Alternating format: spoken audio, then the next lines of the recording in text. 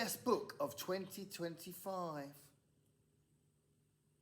Hi, I'm Robin from Bookspin, and thank you very much to Gareth for inviting me to this project. So my pick for my favourite read of 2025 is The Kafar Project by Lee Baveen. This is a fast-paced sci-fi mystery thriller with a fascinating premise. It's got high-stakes intrigue and bold, religious and atheistic themes. The story all kicks off right from the start when a TV astronomer finds himself embroiled in a complex conspiracy after he witnesses the assassination of a renowned physicist, killed to prevent his research from being revealed to the world. This involves a radical new observational time travel technology. Why is this so dangerous? Read this book and find out. It's incredibly exciting, it's pacey, the characters are well developed, the ideas are provocative and thought-provoking. I was blown away by this novel. Hi, I'm Debs from Raina Read Stuff, and I've had a lot of good reads this year, and there were a lot of contenders for my favourite book of the year. But I have to go, I've decided, with The Grapes of Roth by John Steinbeck, which just blew my mind. I hope you've all been reading wonderful things. Hey, this is Kim at Middle of the Book March, and Gareth asked me to tell everybody what my best book of the year is, or what my favorite book of the year is.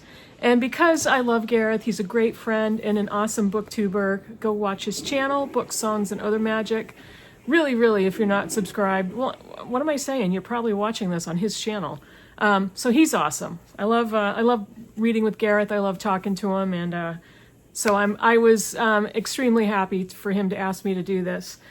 This is hard though, because I don't have one favorite. I have a couple, but I do want to do two honorable mentions, and then I'll tell you what my favorite is. My first honorable mention is Yours Truly by Abby Jimenez. This is a contemporary romance, but Abby Jimenez does something interesting. She always writes pretty heavy topic matter in a romance, and it doesn't feel contrived. It feels like part of an everyday story, and I love her writing. I love her stories. Leonard and Hungry Paul by Ronan Hession. This was a sweet, so well-written, character-driven book, and I absolutely loved it, of Leonard and Hungry Paul, who are best friends, living in the UK with their families. And I absolutely think everybody should go out and read this book. It's a book I could recommend to any reader. And so far, I'm not even finished with this book yet, but it's a reread for me. And it'll be, I'm sure it'll be my number one. This is The Cider House Rules by John Irving. This is part of our The World According to John Irving read along.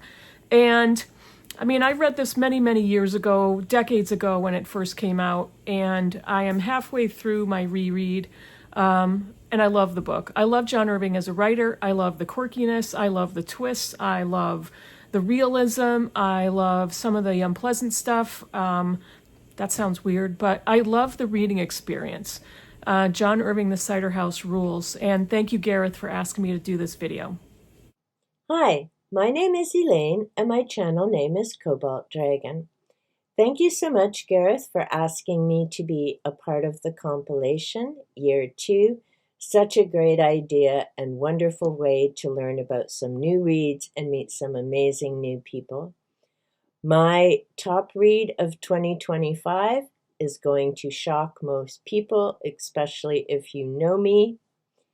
A Court of Silver Flames by Sarah J. Maas. There are a number of reasons I enjoy this book, but it has the best line I have ever come across in romantasy. It is by Azrael on page 293.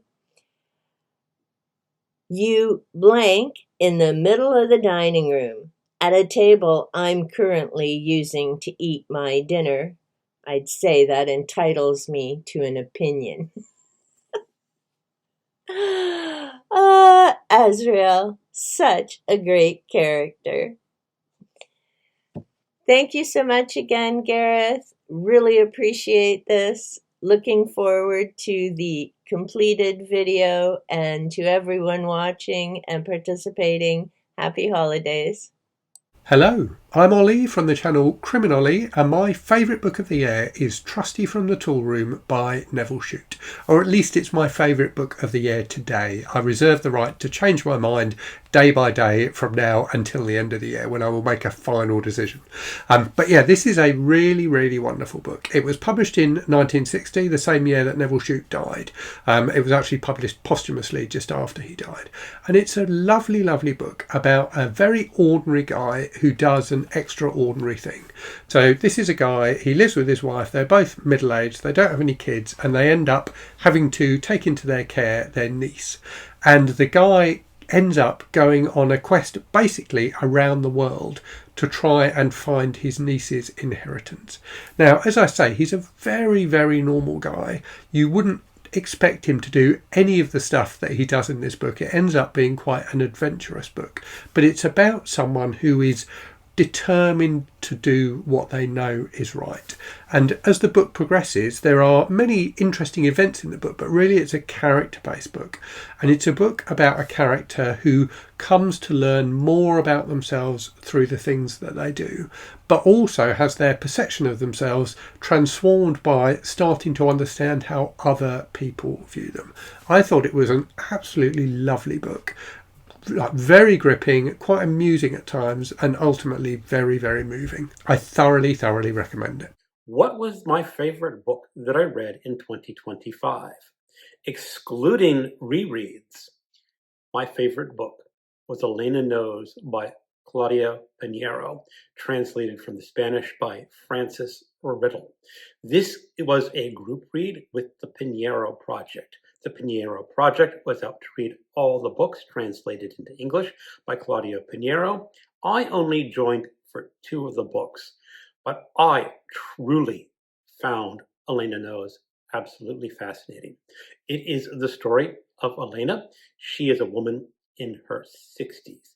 She is suffering from very severe Parkinson's disease, which makes moving about very painful and difficult. Recently, her daughter, Rita, was found dead in a church. The police said it was a suicide, but there are some extenuating circumstances, exterior circumstances, and Elena believes that her daughter could not, would not have committed suicide. Someone murdered her daughter. So without any sort of police aid, Elena is out to find who killed her daughter. She must travel across the city of Buenos Aires on public transportation, and because she is debilitated by Parkinson's disease, that is very difficult. Now, this is sometimes called a crime novel, and yes, there is a crime. There is Elena trying to solve the mystery, but it is so much more than just a mystery and crime novel. It is a deep existential novel dealing with parenthood and what you believe your children can or cannot do. Absolutely fascinating, highly recommended. Definitely my favorite book of 2025. Hello, I'm Brian from the channel Bookish or Bookish Texan, and I was honored that Gareth asked me to participate once again in his end of the year video about Booktubers' favorite books by talking about my favorite book really quickly, and that book is We Do Not Part by Han Kang, Nobel Prize laureate from last year, and this was her latest novel. I believe it came out in January, February, and certainly that's where I read it and reviewed it. This is, I think, an extraordinary, beautiful, powerful, moving novel about the connection between people in history and the connection between people and people across time and family connections, interspersed with, I think, just some brilliant images of white and black in the focus on snow, and then black images that stand up upright, whether they're tree stumps or rocky formations that come out of the ocean. There's just a real brilliant kind of imaging and lyrical nature to the images and the prose in the book, while at the same time covering in a really hard-hitting way, I think, a lot of the emotional things that go on because and that are connected to a woman and her mother and her mother's obsession with documenting the massacres which took place on Jeju Island, I believe in the 1950s, that are, and part of, I think, one of the things that Han Kang writes about quite often, these things, elements from Korean history, which are unpleasant at the very least, and oftentimes involve extreme acts of violence. And when I was reading the book, I was just so moved by the discussion and the issues and the images and the themes that I felt really emotionally present in the book. I felt like I had something at stake with what was going on, and that for me is an extraordinary reading moment, and that makes this my favorite book of the year. Hello, I'm Hannah from Hannah's Books. I recently finished an amazing book, Francesca Wade's new biography of the modernist author Gertrude Stein. Stein thought of herself as a literary cubist, doing for words what her friend Picasso was doing for art. To put it mildly, not everyone loved the work of Gertrude Stein. In fact, she was once called the Typhoid Mary of prose style. Stein might be considered a persona even more than a writer. She and her partner Alice B. Toklas held salons in their adopted hometown of Paris, hosting not only modern artists, but also young writers like Hemingway and Fitzgerald and other members of what she dubbed the Lost Generation. One of Francesca Wade's greatest strengths as a serious biographer is to place Stein's literary development within her biographical context. In the latter part of the book, Wade emphasizes how, after Stein's death, Toklas curated her partner's literary legacy, including paving the way for the eventual release of what was then information she wished to keep private.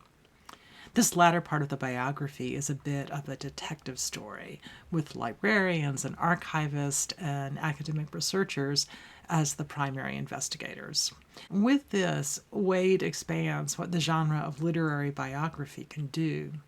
I highly recommend this book, especially if you're interested in the history of modernism. How my book peeps, it's Courteney with Channel Tangible Reads, and 2025 is wrapping up. Shots. No, this does not contain alcohol.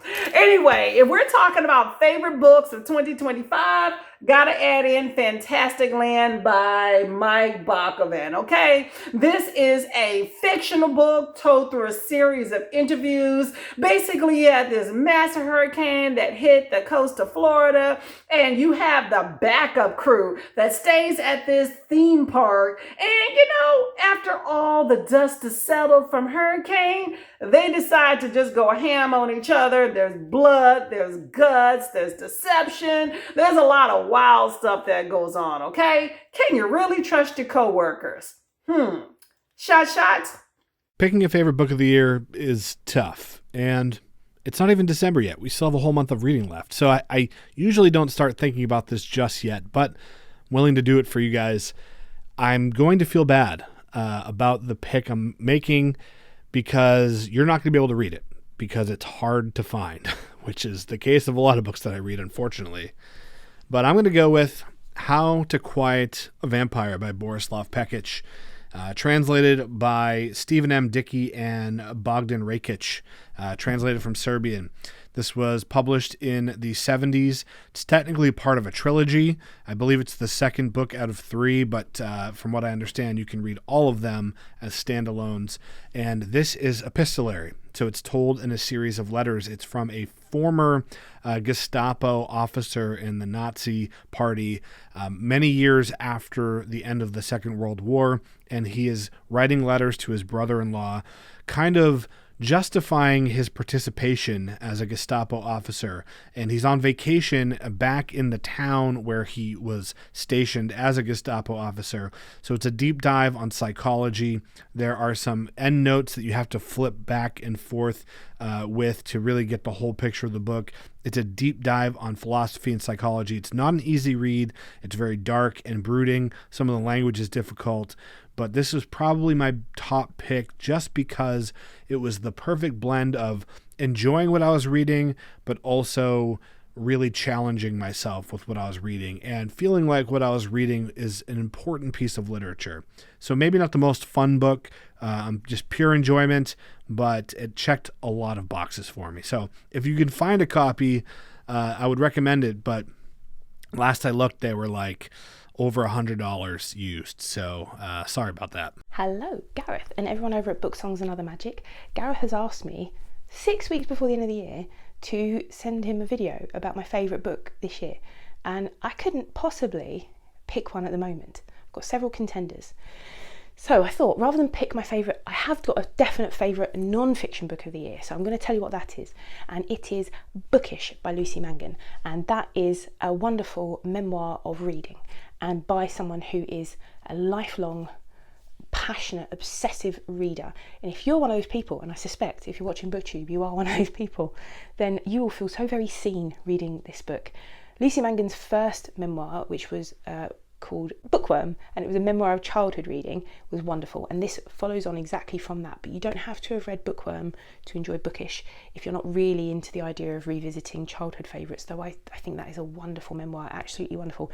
This one was even better for me, if that could be at all possible. I love both of these books, but I think Bookish pips it for me because I felt so seen reading this book. I felt so connected to the things she was saying, and it just made me think, yes, it's not just me that feels this passion and this obsessive thing about books, and that just needs them the same way that I need food and shelter and everything else. So yeah, if you are an avid reader of books, if you like a memoir, you could do far worse than pick up a copy of Bookish by Lucy Mangan.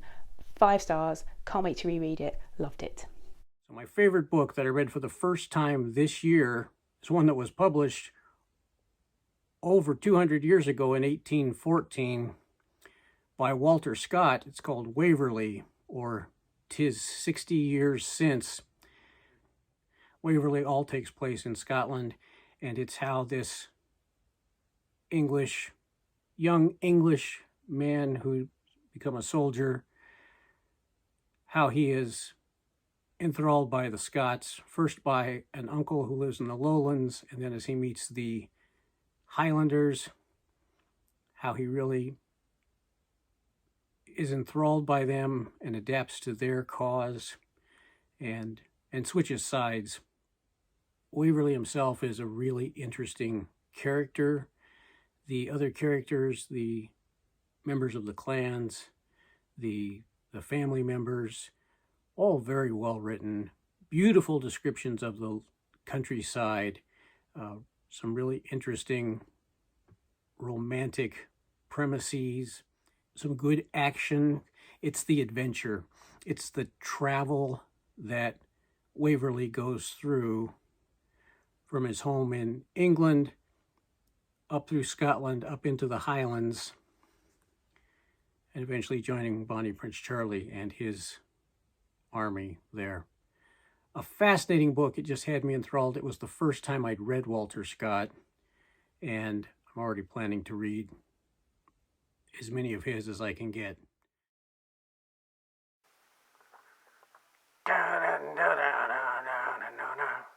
Paint me a picture of what it's like to be you. Maybe we should leave that to Louis. Hi everybody, I'm Charlotte from Courteney Reads, here to tell you about my favourite book of 2025, which unexpectedly, at least in terms of my normal genres, has been Sunrise on the Reaping by Suzanne Collins, which is the next prequel in the Hunger Games series. This one is the second prequel that has come out and is looking at the 50th Hunger Games, otherwise known as the Games of Hamish Abernathy.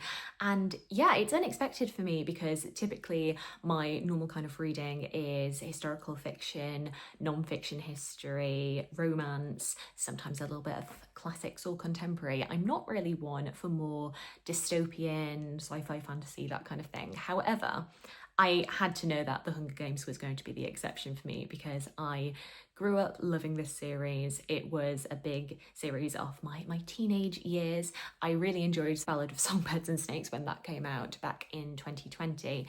And, you know, Suzanne Collins only writes when she has something to say. And unfortunately, I suppose our society has given her a lot of fodder to be able to warn us about. And yeah, it was just a fantastic sequel, getting to get more of a glimpse into the teenagehood of Hamish Abernathy, who is a character who is so dejected, defeated, who is very embittered about his circumstances, quite understandably, and getting to know more about the capital spin on his games, the way that they were able to take these games, which were very much, you know, these 48 tributes who ended up protesting the games and turn it just into, you know, more of the same, more submission, more compliance. And you know how Hamish was himself a bit of a rebel, but he wasn't actually the figure that the people needed. And unfortunately, that wouldn't come for several more years until Katniss. I feel like it added perfectly to the story that we know.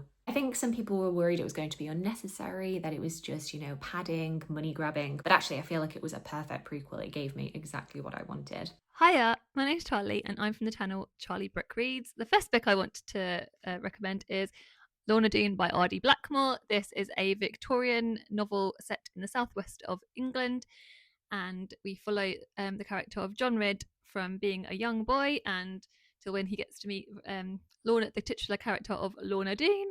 It is an adventure story. It is a love story. There is even a character, a horse called Kickums, which I love so much.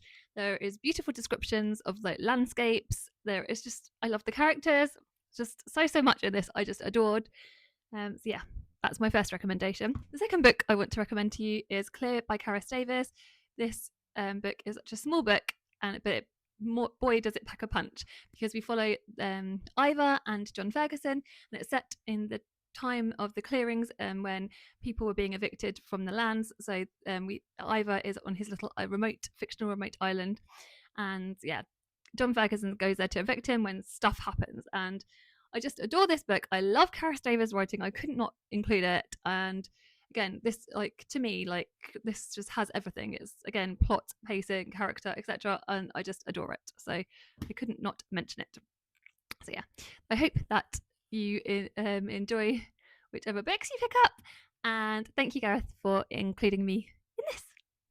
Hey Gareth, this is Keri from Bookish Adventures in Wellbeing. My best of 2025 is A Room Above a Shop by Anthony Shapland. This is arguably the most beautiful book I have ever read.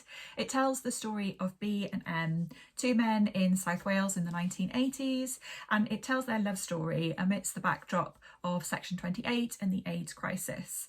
It is told in the most beautiful, curated, pared back prose, and I have never been so moved, and probably won't ever be again, by a description of a staircase. It's an incredible piece of literature and a superb example of Welsh literature. If you haven't picked it up yet, why not? It's a really superb book and my absolute favourite of 2025. Hello, my name's Alex and I am from the channel The Booktubers, where I mostly talk about horror books. And yeah, it's way too hard to pick just one favourite of the year, but one of my favourites is definitely the novelisation of Videodrome, written by Jack Martin, which is a pseudonym for Dennis Etchison. So the film Videodrome is directed by one of my favourite directors, David Cronenberg, and it's one of my favourite films of his. And both the book and the film came out in 1983. And yes, I am wearing a Videodrome t-shirt, of course. If you're not already familiar with Videodrome, it is about the owner of a trashy cable TV station called Max, and he is always on the lookout for more lurid programs to add to his programming, and he stumbles upon this very strange broadcast of something very violent called Videodrome. But the more he looks into Videodrome and trying to get it for his channel, he finds out that maybe it's more real than he first realised. And the author of the novelisation, Dennis Etchison, is a very prolific and well-regarded name in horror fiction, and for good reason, because he is a really fantastic writer.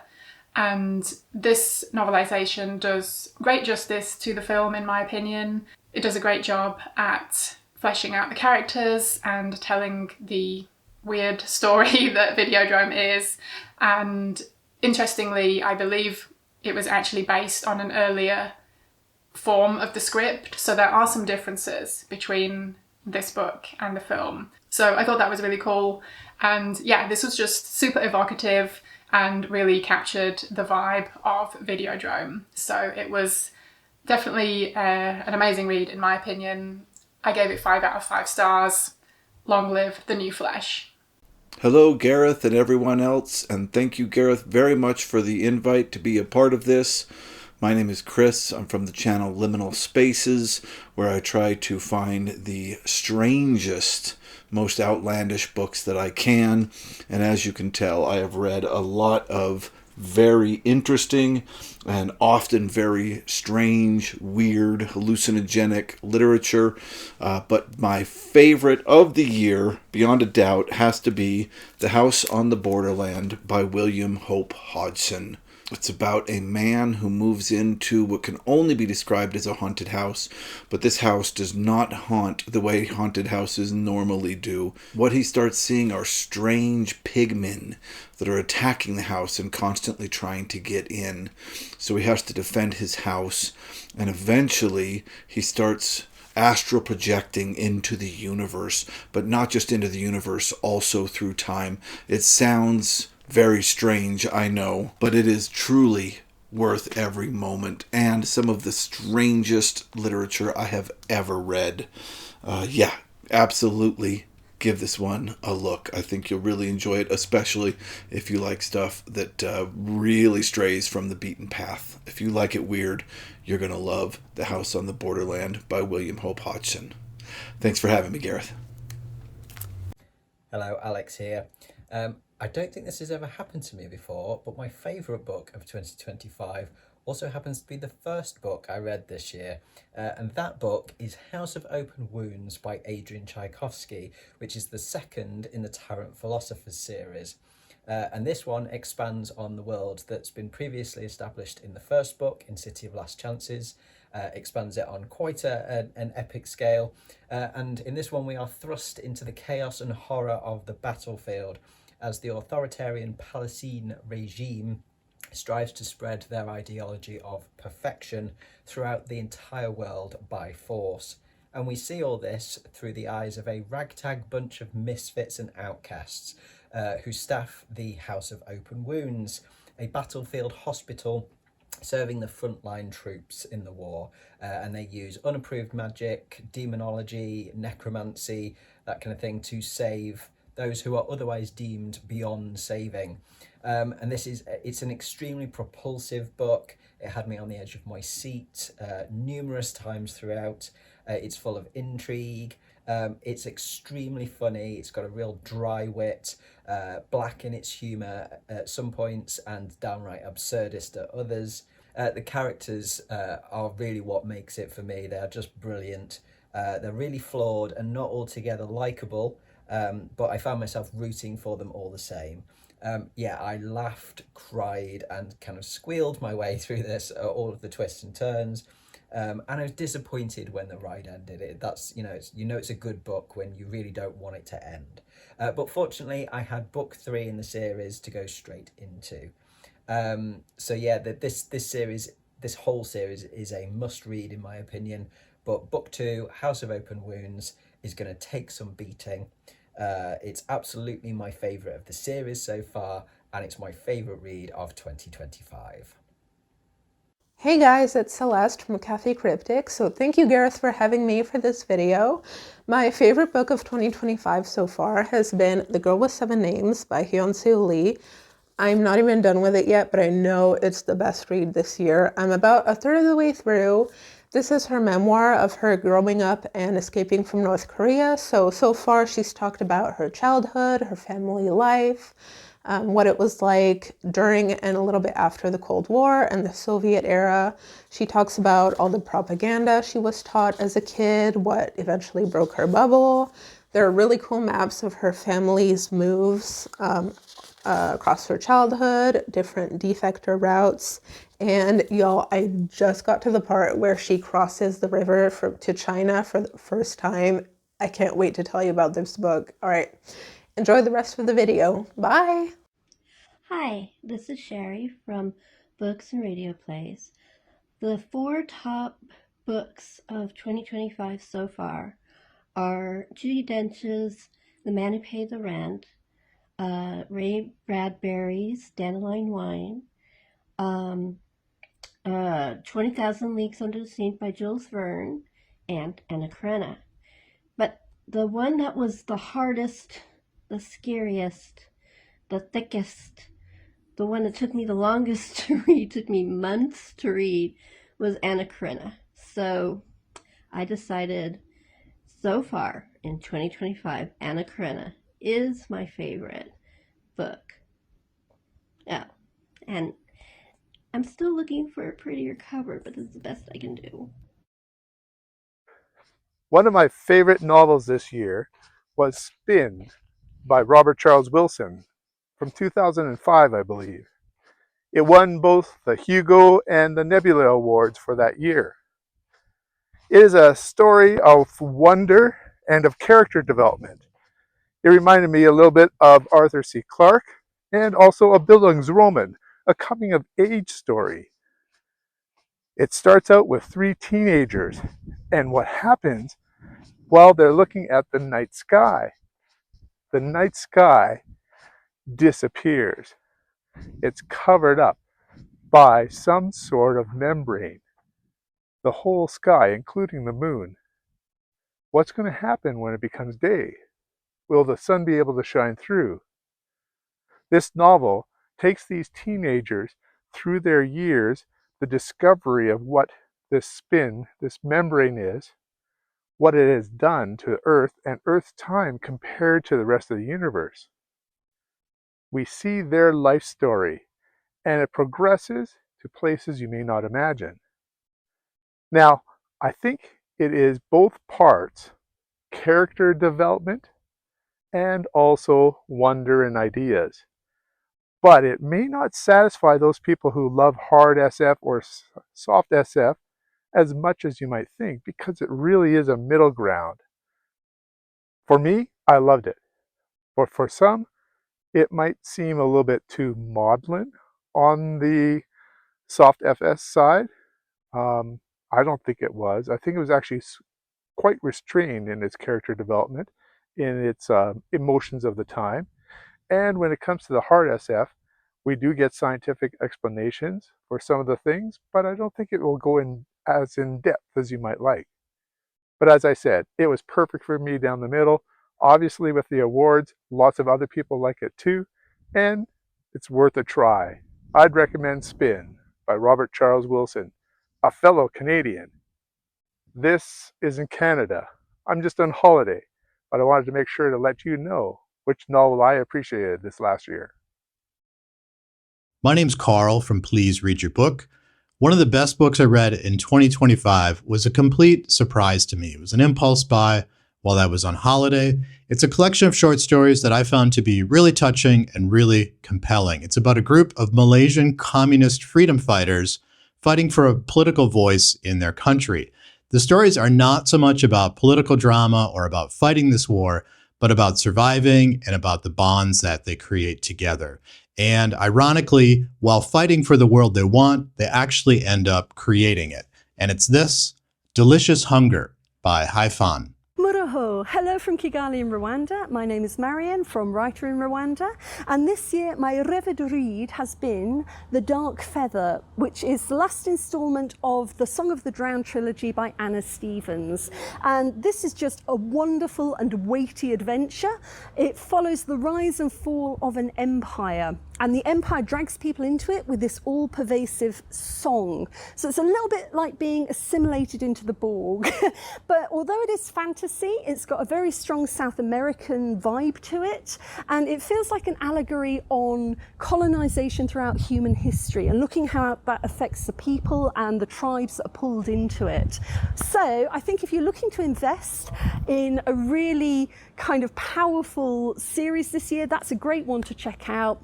It's got tyrants, villains, heroes, singing zombies, it's got everything. And I kind of felt like when I closed that last page, I was still in that world for a few weeks afterwards. My favourite book of 2025 is probably The Little Friend by Donna Tartt. This is a novel by the author that often gets maligned, and she only has 3. I think people often tend to think about The Secret History, but a lot of the time they aren't going to this novel set in the American South, which is filled with Dickensian characters, people who are all almost grotesques of what you can expect. We have darkness, we have racism, we have a 12-year-old girl investigating the unsolved murder of her brother that happened when she was just a baby. We get to meet some very disreputable characters. This novel works because we have a child who doesn't really understand the way the world works and just keeps doing things because she believes that things run the way that things run in the adventure novels that she reads. You see her dealing with issues that a 12-year-old shouldn't really have to deal with. We have a mother who has resigned herself from the world because of what's happened. You have an older sister who likes to sleep all of the time. And it's an incredibly good novel because of the way that it talks about community. Like it says on the back, dark, dangerous and menacing, and those are 3 words that definitely describe this book, but it is so full of character as well. It's incredibly vivid and evocative, and one that I look forward to returning to in the future. Hi, Pat here from the channel Book Chat with Pat. Thank you so much, Gareth, for inviting me again to participate in this absolutely delightful project. One of my most powerful reads this year was of a novel that was first written in 2007 and then translated into English in 2021. This is a novel that I read back in January of 2025. Claudia Pinheiro's Elena Knows, translated by Frances Riddle. Pinheiro writes here about Elena, a woman suffering from the most horrific, debilitating disease. At the start of the novel, she's just been told that her daughter, her only child, has committed suicide. And Elena believes that she knows that there's no way that her daughter would have taken her own life. And she sets out to try to prove that her daughter's death was a murder. Taking place over the course of just one day, this novel is about a mother-daughter relationship. It's about children's responsibilities toward ailing parents, and it's about how a mother has to redefine everything that she thought she knew about her only child. I read this book almost a year ago, and I haven't stopped thinking about it yet. Thanks again, Gareth, for including me in this wonderful project. Take care. Hello, I'm Sarah from the channel Your Tree Shelf, and Gareth asked me to come today and talk about one of my favourite books of 2025, and I'm going to talk about Doomsday Book by Connie Willis. I am quite a new reader of sci-fi, and this book was recommended to me by Aaron from Aaron Read a Book, or Aaron Read a Book, as he thought I would enjoy it, and I very much did. So this is a book which features time travel. We are set in 2 different time periods. It starts off in 2054 in Oxford, at one of the Oxford colleges, and they have made it possible to travel in time. And as an academic exercise, they're sending back one of their students to the 14th century to try and learn more about the time period. This involves a lot of preparation, including learning Old English and making all of the clothes and making it seem like there's a really authentic member of the society from that day. And due to an accident, Kivrin, the student who is going back to that time, gets stuck in the time period when it was the Black Death. And in 2050s Oxford, there is also a concurrent pandemic happening, which is linking the two storylines together.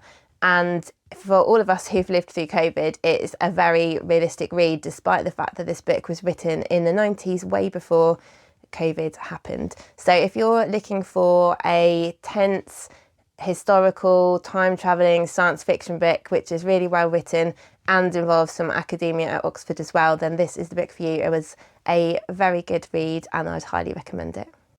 Hello, this is Gavin from Genre Books, and my favourite book of 2025 is only 92 years old.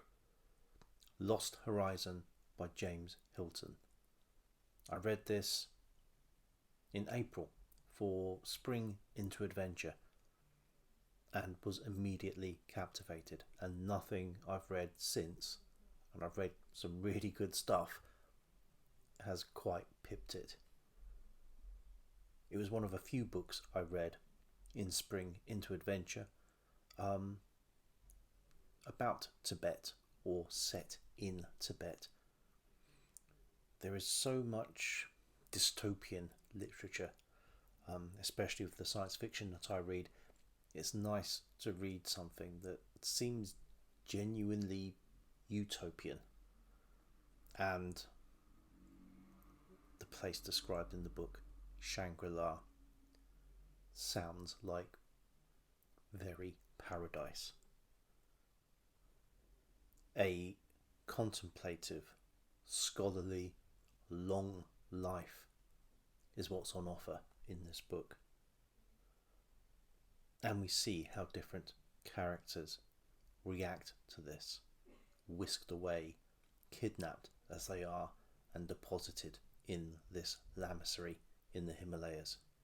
It's a book that I think has wisdom, and it was a moment of calm in a busy reading year. Hi, this is Sophie from Redhead Reading. Thank you so much for asking me to be part of this. It was really hard to pick just one favourite book of the year, but the one that I have gone for is The Garden Against Time, In Search of a Common Paradise by Olivia Laing.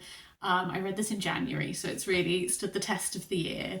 I absolutely loved this. This is a non-fiction looking at gardens in all of their complicated nature. So Olivia Laing is really interrogating the idea of gardens, like from a historical perspective, like what came to be that made these stately gardens what they are. She looks at imagined gardens like John Milton's Paradise Lost.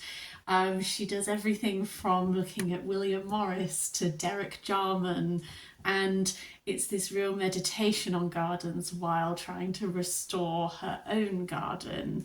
And as someone who, I love reading non-fiction, I love reading nature writing and history, and I particularly love books that really weave all those things together. And this book just left me with a reading list of other things I have to go away and read. And it's made me think completely different about something that I think a lot of us don't really interrogate very fully. So I just absolutely loved it. It's the first Olivia Laing I've ever read, and now I need to go read a lot more of her stuff. Hi guys, it's Emily from Noble Novels, and Gareth has asked me what my favourite book of the year so far is. And it is Girl, Goddess, Queen by B. Fitzgerald. This is an incredible, incredible book that is a Hades and Persephone retelling, and it turns it right on the head. This is the book that has absolutely captured me as a lover of the Greek mythology and Greek fiction and Greek romantasy. This will smash you out of the park. Basically, I fell in love with Hades, which I never thought I would do, because he's like the rock solid sex goddess, god king, whatever you call him. He is absolutely lives up to his name. I love how strong Persephone is in this. I love the romance. I love the way it literally flips a lot of tropes in this, and it's an incredible book. I definitely recommend it to everyone, so pick this up. Hello, I'm Bob from Bob the Booker, having the world's best hair day, and the book I wanted to talk about as one of my books of the year is Human Animal by Seth Insua. I read it towards the beginning of the year and I'm still thinking about it now, and I think it's a really special book in many, many ways. The core story is told between several characters in a couple of different time frames, but the main thrust of it is the relationship between a father and his child, whose identity shifts a bit during the book. But essentially it brings in to focus lots of really big discussions around things like animal rights, the role of family, family tradition, history and the way we remember things. All of these various parts come into it, and particularly all around a set of protests at the farm, the family farm, about animal rights. And it's a book that really takes several different angles and I think is always very nuanced and focused and appreciative all the way through. And so I just think it's a fabulous, fabulous book that also really deeply moved me. Hi, it's Rose from Scully Telling About the Books. Thanks, Gareth, for asking me to take part in this. But picking one book from a year of really tremendous reading for me was hard. I have picked, though, I've picked We Do Not Part by Han Kan. This was published in Korean in 2021, but the English translation came out earlier this year, in February, translated by EA1 and Page and Nia Morris. And I read the book soon after it came out because Han Kan is a must-read author for me. I've read everything of hers that's available in English now. Why? Why was this such a good book? Why do I love her so much as an author? She writes books that feel urgent and important and necessary and like they come from her heart. She can write about brutal, distressing historical events in ways that are still beautiful to read, wonderful prose. She's structurally imaginative and thoughtful. She moves you and she makes you think. So that's why I had to choose this one. And I particularly, I suppose, enjoyed it and got extra depth in reading it because it was a book that I got to read with a group of other readers through Booktube, through the Reading the Globe year-long reading event hosted by Katja with a bit of help from me and Jack. And that extended my understanding and fascination with the book. Hi, my name is Jennifer from the channel Jennifer Loves Books. Thank you to Gareth for inviting me to take part in this video. So one of my favourite books of 2025 is Carrion Crow by Heather Parry. This is a brilliantly gothic novel set in the late Victorian period in London, following our main character Marguerite, who is a young woman who's engaged to be married to a much older man. And Marguerite's mother Cecile does not approve of this engagement and decides to lock Marguerite in the attic of the family home while she prepares her for marriage. All Marguerite has in the attic is a sewing machine, the novels of Victor Hugo, and a copy of Mrs. Beeton's Book of Household Management. And in the attic, a carrion crow starts to nest in the rafters. This is a book that examines themes of class and gender in Victorian England, and it is a very visceral story. So we get lots of descriptions of the stench of the Thames because their house is right on the bank of the Thames. The disgusting smell of sewage, and there's also a lot of bodily, quite gruesome bodily descriptions throughout the story. I absolutely love this. It was deliciously gothic, and if you, like me, love gothic stuff, then you absolutely have to check out Carrion Crow by Heather Parry. Hi everyone, Gareth kindly asked me to take part in this. I thought I'd give you a little shot of Elvis and I out in the field, to kind of use up my minute or so that I've got to talk. But yes, he's asked me to discuss my favourite read of the year. Now, I was unable to to give just one, if I'm brutally honest. It's very difficult because I was very lucky to read a couple of good things, and I am going to mention two. And I thought I could get away with this by mentioning one as being non-fiction and the other being fiction. Now, the non-fiction one that I read, that I thoroughly enjoyed. It's definitely the best non-fiction read of the year. Sorry, it's probably getting a bit... I didn't think this through, did I? Elvis is pulling on the lead, which is attached to the phone. But the non-fiction read was this one here, Mozart's Starling. The story of Mozart and his starling, believe it or not. He had a pet starling. I did it as a buddy read with Farah from Bookstalgic, and obviously buddy reads automatically make a book better anyway, in my experience, and it was great fun reading it with her. And it's a charming story, of course, about the relationship between Mozart and his pet starling, but also about the relationship between the author and the starling she adopted in order to kind of understand the situation very well. So Mozart's Starling, very, very well worth your time and worth a read. Elvis, don't move off. And the second one, because I'm trying to do this, sorry, one-handed. The second one was a novel, and it's one I just read for Dr. November, and it's William Somerset Maugham's Ashendon, which is a collection of loosely connected short stories involving espionage, and it's loosely based on the author's own experiences with espionage, which was quite surprising to me, because although I like the way Maugham writes, the book itself was surprisingly moving, actually. I expected it to be more comedic, and in many places, you know, there was humour, there was dark humour. It was also quite sad, but there we have it. Thanks everyone. All the best for a Merry Christmas and a Happy New Year to you all. Hello, this is Jen the Librarian, and I just want to tell you about one of my favourite books that I read in 2025. It is a book that I would not normally have picked up if it wasn't for the fact that it was on a long list, because it's a dystopian novel. I tend to think that I don't like them, but I think I might need to reassess now. So the book is called Briefly Very Beautiful. It is by Ros Dineen, and it was on the Climate Fiction Prize long list.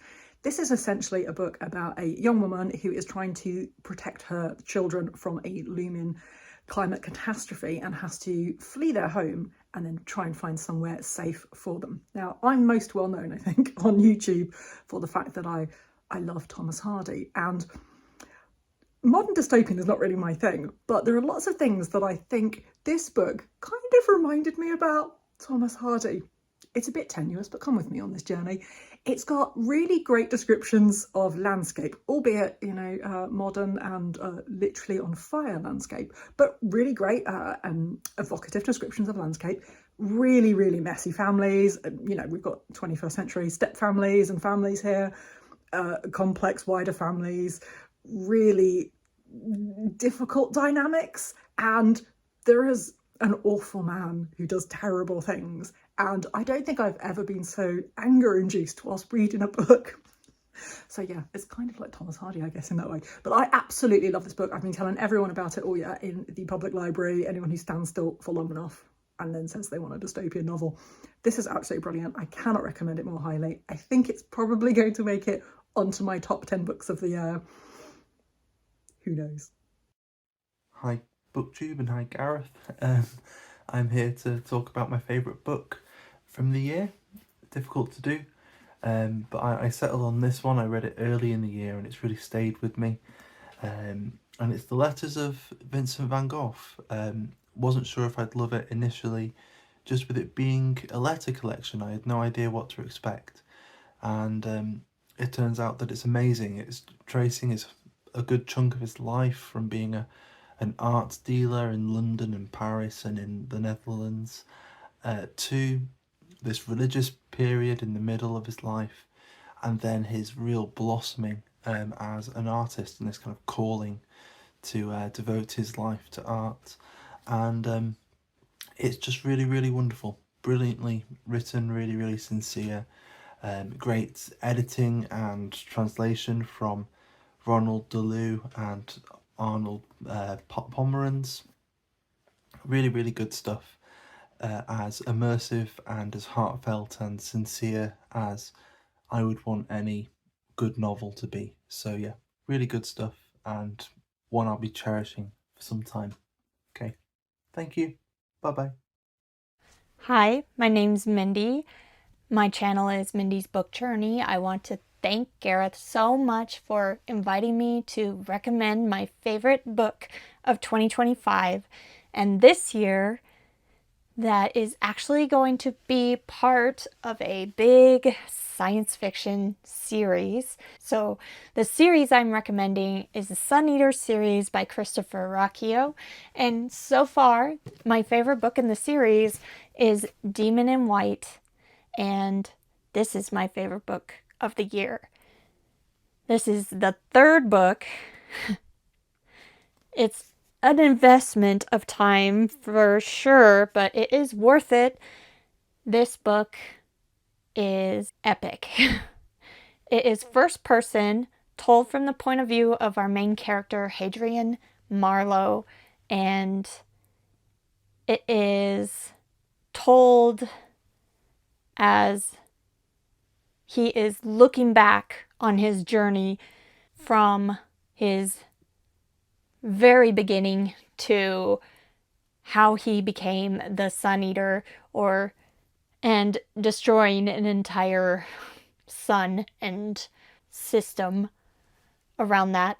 It takes place in the far future with other planets having humans on them, lots of places all over, and there's also alien species, one of which is invading and kind of destroying everything it comes in contact with. And it started off kind of a sci-fantasy series, in my opinion, but it seemed like a fantasy. But as the books have gone on, there's more and more science involved, including some very, very, very, very interesting things going on. The way the story is told, like this character looking back at his life and how it all came to pass, it really reminded me of The Name of the Wind by Patrick Rothfuss. So if you're into that kind of storytelling, this was similar to that. So I do recommend taking the leap and starting a big science fiction series if it is the Sun Eater series. I've fallen in love with the characters and the plot is ever fascinating. Hi, I'm Simon from Science Fiction Retirement Library. Gareth has kindly asked me to share my favourite read of 2025 with you all. Now, this is classed as a science fiction book, but don't let that put you off if you don't usually read science fiction. This is Sirius by Olaf Stapledon. This is a book about a dog who gains human-level genius intellect and what that means in a human world. It's a story about love and relationships and loss and finding art and literature and music. What Sirius manages to do is hold a mirror up to ourselves in terms of the battle of the body and the mind, the sins of the flesh versus the spiritual endeavor. It really is a heartwarming and often gut-wrenching story through the eyes of a dog, which makes you question what it means to be human. The backdrop is rural Wales, farmland Wales, which works really well with the endearingly traditional writing style from the 1940s. This is a short book, devour it in one sitting. It was pretty much a novella. I still think about it to this day. I recommended it to lots of people. If you care about reading things that make you question your place in the world and what it means to be human and what it means to love, then please check this out. Highly recommended. Thanks. Hi, we're Quentin Curious Volumes. My name's James. This is my little dog Louise, if you haven't seen my channel before. The best book that I read in 2025 was Other Minds, The Octopus, the Sea, and the Deep Origins of Consciousness by Peter Godfrey Smith. The author is a philosopher. This is not really a work of philosophy, it's popular science.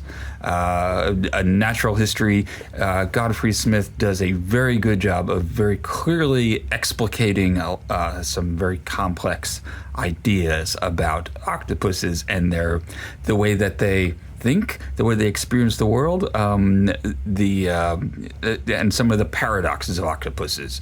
This is also where I learned about the Octopolis, a city of octopuses in the bottom of the Pacific Ocean. A great read, highly recommended. Thanks for inviting me, Gareth. Hello, my friends, hello, and welcome once again to Stately Vaughan Manor, where I'm talking about my favorite book of the year so far. My favorite book of the year so far, which is this book. This is This Immortal by Roger Zelazny. I really, really, really like this book. And it's a really good book. It won the Hugo Award. It actually shared the Hugo Award with Doone, if I'm remembering correctly. No, this book isn't quite as good as Doone, but it's really good. It's a story about Konrad Nimikos, who is, you guessed it, immortal. He lives forever. And this is a very Edgar Rice Burroughs-y book. The plot of the story, the actual things that happen in this story read very much like a Tarzan novel, but with Konrad Nimikos in the Tarzan role, where he's leading a small group across a post-apocalyptic Earth. And there is a threat from aliens, the vegans. I'm a vegan actually, Roger, but a different kind of vegan. I'm not the alien kind. And it's great. I mean, it's action-packed, it's fun, but it's also weird and really interesting because Roger Zelazny makes everything weird and interesting. He's such an interesting, fascinating writer who writes science fiction and fantasy and blends those two frequently in most of his books. And this one does certainly have a fantasy feel to it, although it is really science fiction. There's some great science fiction ideas in this book. And it's fantastic. The character of Konrad Nimikos, the Immortal, is really interesting. And I highly recommend it. I really enjoyed this book. Okay, I'll shut up now. I will catch you next time. Okay, so that was a whole bunch of wonderful people talking about their best book of 2025. So it just leaves me to talk about mine. And I'm going to talk about We Have Always Lived in a Castle by Shirley Jackson. So I've wanted to read this for a long time. And I've buddy read this with Pat, who you saw earlier from Book Chat with Pat, in May. So this was part of Horror Mayhem, but I don't really consider it a horror book. I think it's a lot more subtle than that. I don't really see it as horror. It's kind of gothic, but and it is seen as a classic gothic book. But it's fantastic. One of the best examples of characterization I've ever read. So great characterization, really eerie atmosphere, fantastic story, an unpredictable ending, really compelling all the way through. Really loved it. So I liked it more than The House on Haunted Hill, I think it's called. Shirley Jackson's other famous novel, but she's obviously famous for her short stories as well. But just blew me away. It's one of my favourite books I've ever read. Really loved it. And I definitely want to read it again at some point once I've got some distance from it. But no, it's absolutely brilliant. Really, really brilliant. Blew me away. So yeah, that's my choice for my favourite book of the year. And huge thank you to everybody who's contributed something to the video. I think it's a very special thing. I've enjoyed editing it. It took me a number of weeks, and some videos were a bit of a problem because there was a problem with the format, or there was one weird one. I had to keep trying to solve a problem where I could watch it absolutely fine, but then whenever I put it in the main video, the audio wasn't in line with the visual, and I wasn't really sure how to fix it. Fixed it eventually, which was great. But, you know, sometimes these things aren't quite as smooth running as you'd think.